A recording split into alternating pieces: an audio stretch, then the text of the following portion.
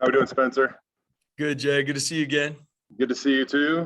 A little drier this time, which is nice. No doubt. Hey, Spencer, honestly, I could sugarcoat this question, but I'm just going to be direct. What happened in the run game against UCF, and how do you guys fix that thing moving forward? Yeah, obviously disappointing, especially the yards we gave up. I mean, run and pass, it's not something we are proud of and got to work to get it fixed. And it's all three phases. I mean, there's things we got to clean up front from the D line to the edge players, some of the fits with the backers. There's some tackling issues.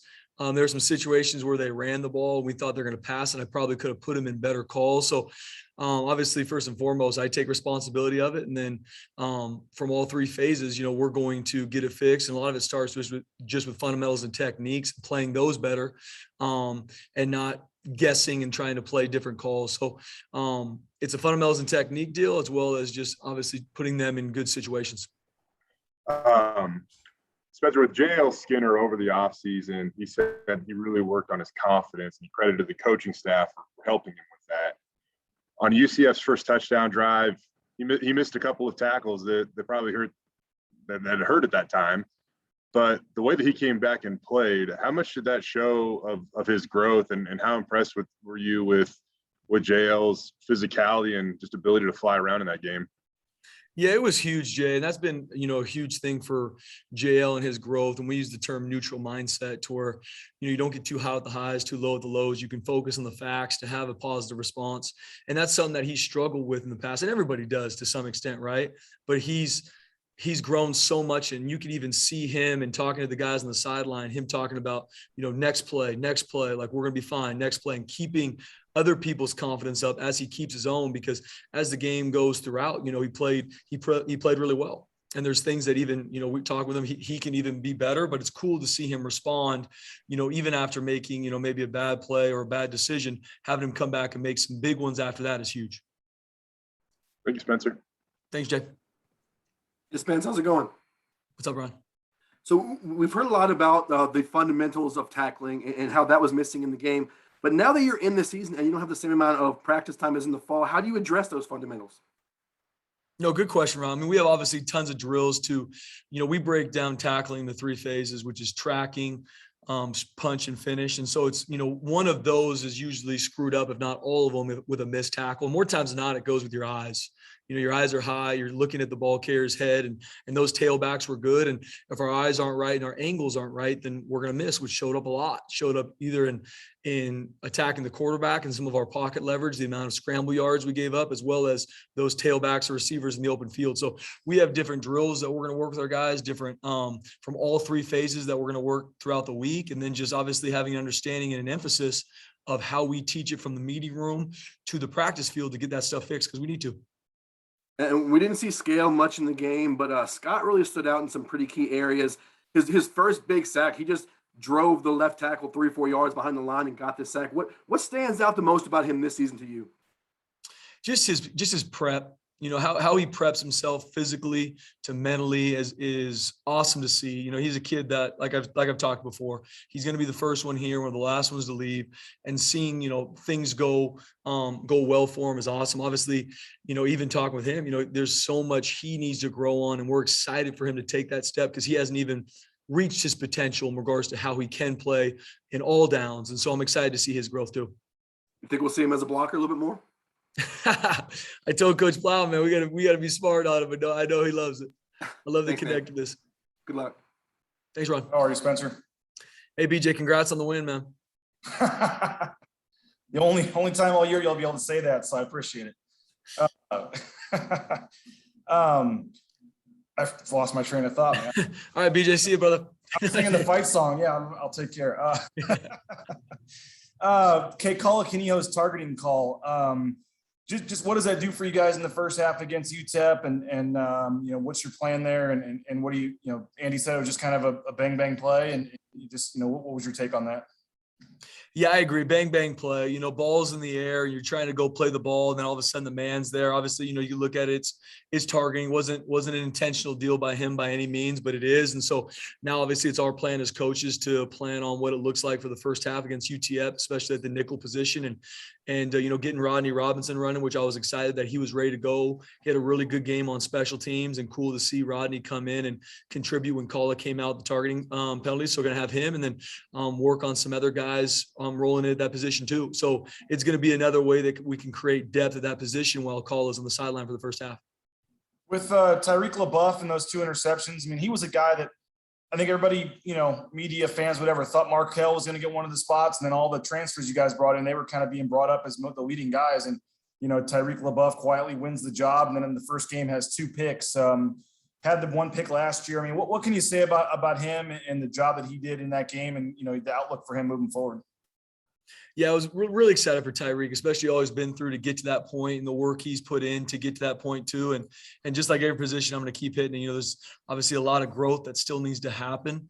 But it was just cool to see him get those interceptions. Obviously, huge plays for our team in that game. We needed them, but it's cool to see him come up with them, and also being able to find some different things for him to where he can see on film plays that he's doing what we want him to do, playing with the right techniques, and he's playing well. And there's some plays that he can grow. Just like every position and just like every coach, there's always some good, and there's some things you can look at and be like, man, if we played this the way, we're teaching, this can even be better than it was. So excited for him to take a big step from week 1 to week 2, but proud of what he did over fall camp. And he takes coaching. He's a great kid to be around. I'm excited for him to keep growing. Thanks, man. Thanks, BJ. Bob and Will. Spencer, I want to ask a little bit about UTEP. It looks like they run the ball pretty well with multiple backs. Tell me what we want to expect to see from them, and maybe the styles of the running backs and what you guys will need to do to slow them down. Yeah, UTEP, obviously a physical running team. They got a good O-line, really good backs, multiple run schemes. They operate out of 21 personnel, 12. They got a lot of personnel, a lot of run schemes. So excited for the challenge. I know our guys are excited to get back on the field to take the next step in this season. But it's going to be a good challenge for us. And, obviously started game planning them a little bit over the summertime and yesterday. So cool to watch a little bit of their game last night on TV. And so we're getting that broke down, but it's going to be a good challenge. Like I said, they've got multiple running backs that can play, that can run, that are tough to tackle. They got a big old line that can move their feet, and they got tight ends and fullbacks that are going to go get you. So excited for the task. I know our guys are excited for the task as well, and excited to get back on the field. When you look at the game against UCF, if I said there was one thing that you could definitely have improved for week number 2, what would you want to focus on? Yeah, the biggest thing that I'm excited to grow on, I mean, obviously there's a long list, but tackling will be one of them. We can control that. We can get that fixed, the angles, the eyes, and when we get to it, and then, keeping the quarterback contained in the pocket. Those would be the 2 things that, you take away some of the scrambles that he gets out, can make throws, or he takes off on long runs, then some of the missed tackles, you're in a better place. And so there's a lot to grow in. There's a lot I need to grow in, and we're going to. Thanks. Thanks, Bob. Hey, Spence, what do you think of the performance from Isaiah Bagnah? Excited for him, Will. Just the adversity he's gone through, from he's been banged up, and he's had guys that have, essentially gotten the starting job in front of him. And it's just so cool to see. And I actually talked to our defense this morning about it, because it's just cool to see him grow in the things that he needed to work on and come out on a stage like that and get 2 sacks, which was awesome. And he even had a couple more he could get when he continues to grow in it. And he's got the skill set you need at the edge. He's got the twitch. He has the ability, and Coach Collins has done a great job with Isaiah and seeing him grow, and how, he's a fundamental player now and understands the defense much better. So I'm excited for him to take a big step from week 1 to week 2, because in college football, that's the biggest thing. You see guys, regardless of how week 1 goes, obviously it didn't go the way we wanted to by any means, but I'm excited just from our staff to our players, just, how are we going to take that growth step from week 1 to week 2? And that's crucial. And I'm excited to see Isaiah do the same. Spence, how would you describe the energy, the buzz, the excitement inside the blue for a home opener? Oh man, I can't wait. It's been a couple years and I got to watch some YouTube videos just to remind myself of what it feels like. It was even when the spring game happened and whenever we had, 6,000 fans, I know when our players walked out, it felt like it was packed, because they were used to the two guys in the fans. BJ snuck in and then there was one other, you know what I mean? That's all there was last year. And so it was cool just to see that, and excited for our guys to experience, a full stadium with the fan base that loves them. And obviously you work your tail off for the 8-9 months to get to these games that you can perform in front of your fans. So it's going to be rocking. I'm excited for Boise Nation to be here. I'm excited for our guys and the task we have at hand. Thanks, Spence. Thanks, Will. Paul J. Coach, you're playing a team that last game against Bethune-Cookman ran the ball 70% of the time. They like to run the ball a lot. Is it easier or harder to prepare a team that is going to run it 3 out of 4 times as regarded to a team who surprises you with a run? No, good question, Paul J. I mean, at the end of the day, for us, especially on defense, we have to react to whatever a team does, which is obvious. But a team, like UTEP and like some of those teams out there where they're going to run the ball more than they're going to throw it. Obviously, your game plan's a little bit different, but at the end of the day, us as coaches just want to put our guys in good situations and teach them to have the fundamentals to go make the plays when they're there, because at some point we don't, we have some stats and different times where we think they're going to throw it or they're going to give different runs, but we don't know it. So it's putting our guys in good situation with good calls where they can go out and operate with the right techniques, whatever those might be, to achieve the success they have. So at the end of the day, I mean, you've got a better idea in regards to playing some of these teams that run the ball a lot, like a UTEP or a Wyoming. But at the end of the day, it all comes down to execution, and the best team that executes is going to have success. Do you try to stop the run and force them to pass? Yeah, I mean, for us on defense, we want to be on the attack no matter what it is. It's not something where we're going to stop the run and we'll give up pass. But at the end of the day, we're going to, against a team like UTEP, and it's our number one goal, regardless who we play, is going to be stopping the run. And we know we need to do that this week. We need to take a big step from week 1. Thanks, Coach. Thanks, Paul J. All right, real quick, we'll go back through Jay, Ron, BJ, if you have any follow-ups. I do. Spencer, when it comes to Rodney Robinson, what can you tell us about Rodney Robinson, what he brings to the table? I mean, obviously, Kala went down, and like the very first play Rodney comes in, he comes up and he almost makes a TFL. I was laughing about like one of his on kickoff one time, the kid gets blown up, but he gets right back up and finishes off, running through the end zone. What can you tell us about Rodney Robinson? Yeah, Rodney. I mean, first and foremost for Rodney, I mean, when I think of Rodney, I think of juice. I mean, he is fun to be around. He is always bringing the energy to whatever situation I'd be. It could be a team meeting to the practice field. I mean, he's bringing that life, that energy, always has a big smile on his face. And the second thing that comes to mind when I think of Rodney is football player. I mean, that's who he is. That's who he was in high school. He was a 2-time defensive player of the year in his conference.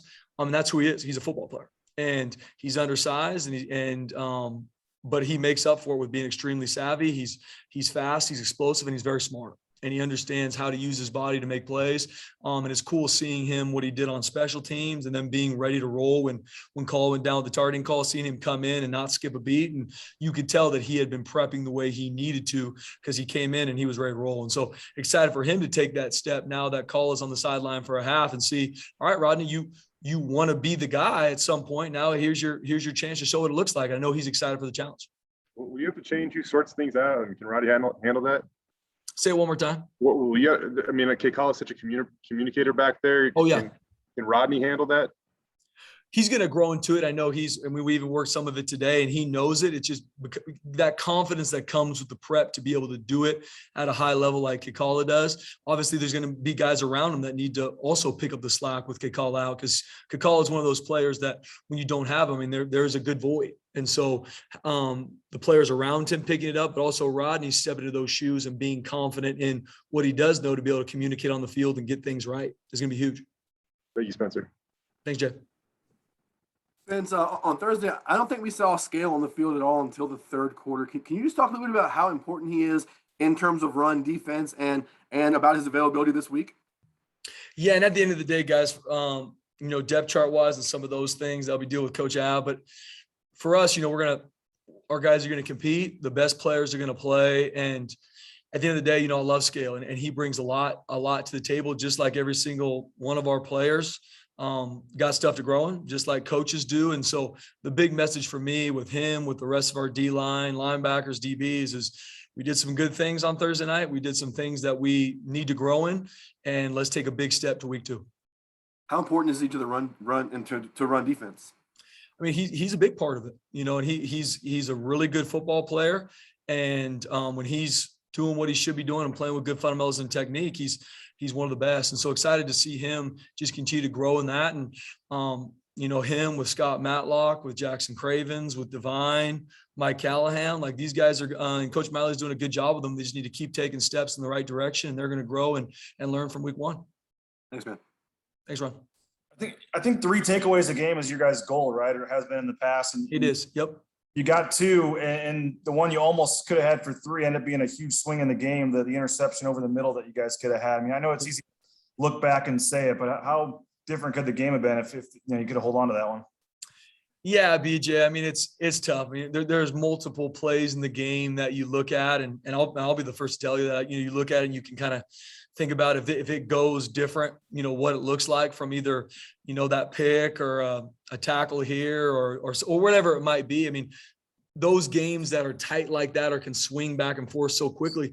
I mean, you're on that razor's edge, especially playing defense. You get that pick and you're, could be a different game, could not be. I don't know. Obviously, we have to get those in the future, and that's kind of our talk with the team is, we got to create takeaways, and we got 2. We had 1 4th down stop, which was awesome, but our goal is 3, and we needed that one. There's obviously other ones on the table. The ball was on the ground one time. We got it out and didn't jump on it. So there's multiple opportunities that we didn't capitalize on that we need to.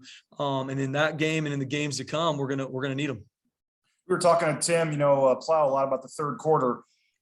Defensively in that third quarter, I mean, they had some momentum going. It wasn't a packed house, but they were bouncing. It was getting loud there in the third quarter. And that was something that, you got, hasn't been something you guys have played with in a while in terms of crowd and things like that. And just for you guys in that third quarter, just how hard was it to kind of slow the momentum that they were building there as they were making that comeback?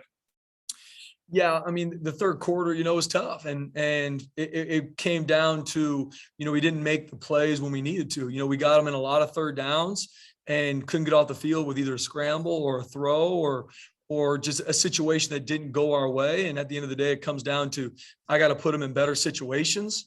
And then when those guys are in the situations, they got to make the plays. And that goes down to us making sure from individual drills to group drills, we get them the work they need so that when they're in those situations, they can make plays. But, the third quarter, we got to be way better. And it starts with me, and it starts with the plan and getting our guys in the right situations. Cause, we can't have those laps in that quarter or any quarter, especially the season we have in front of us. Thanks, man. Thanks, BJ. All right, Coach. Thank you so much for your time. Appreciate you guys. Thanks, Spence.